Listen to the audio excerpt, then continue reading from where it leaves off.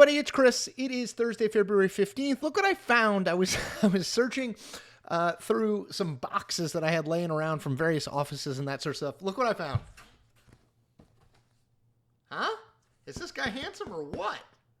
Right? Let's put this maybe here for the video. Is that creepy? I think that might be creepy. All right, I'll put him down. Okay.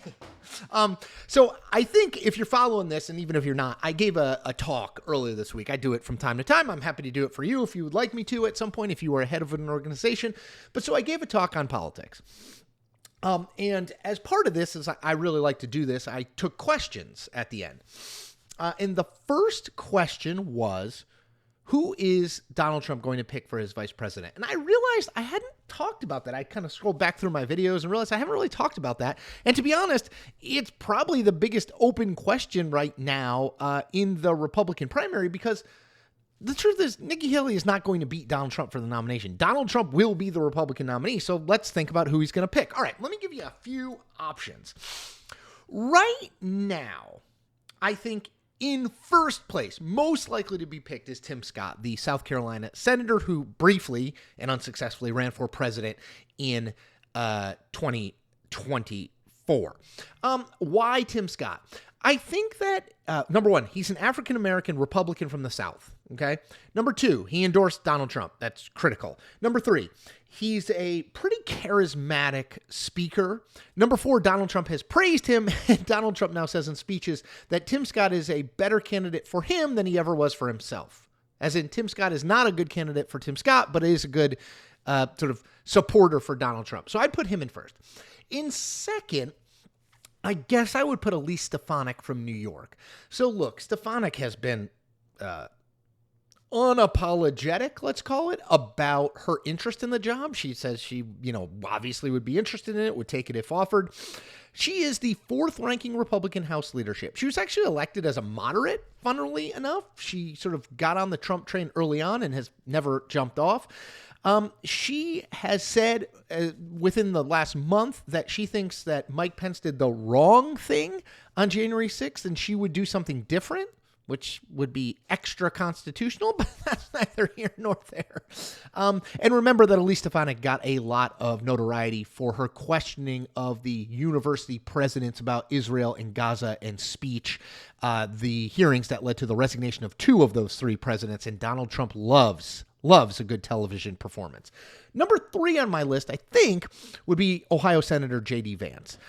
So if you believe that the election will come down to, let's call it, Wisconsin, Michigan, and Pennsylvania, right? I know those aren't all Midwestern states. I know Pennsylvania. I know you're not a Midwestern state, but they all have sort of a Midwestern sensibility to them. And Vance is a Midwestern senator from Ohio who just got elected in 2022. He's also sort of on that populist vibe with Trump, that sort of national populism. He, like Stefanik, has said he would have handled January 6th differently than Mike Pence did. He would have sent it back to the states, which again is not in the Constitution, but whatever.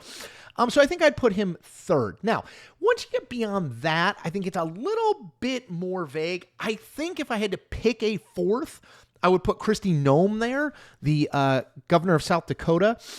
She's been a Trump supporter for a very long time. She entertained Donald Trump's idea to make him the fifth head on Mount Rushmore. There's no space for that. Don't worry. Donald Trump's not going to be on Mount Rushmore anytime soon. She is telegenic. She was one of the only governors, maybe the only governor, not to shut her state down in any way, shape, or form during the COVID pandemic.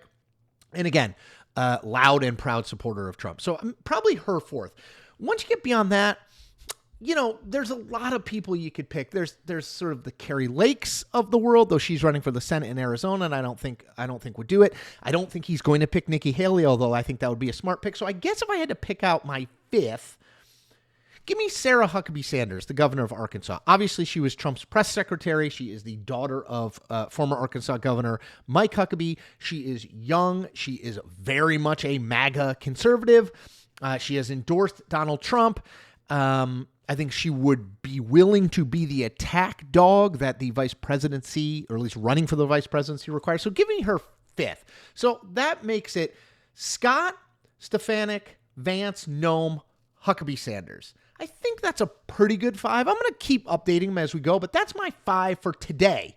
It's my 5 for Thursday, February 15th. If you like what I'm doing here, please support me. So subscribe to my channel, like this video, like my other videos, spread the word. And don't forget, tomorrow, Friday, 1 p.m. Eastern time, I'm going to do a live stream.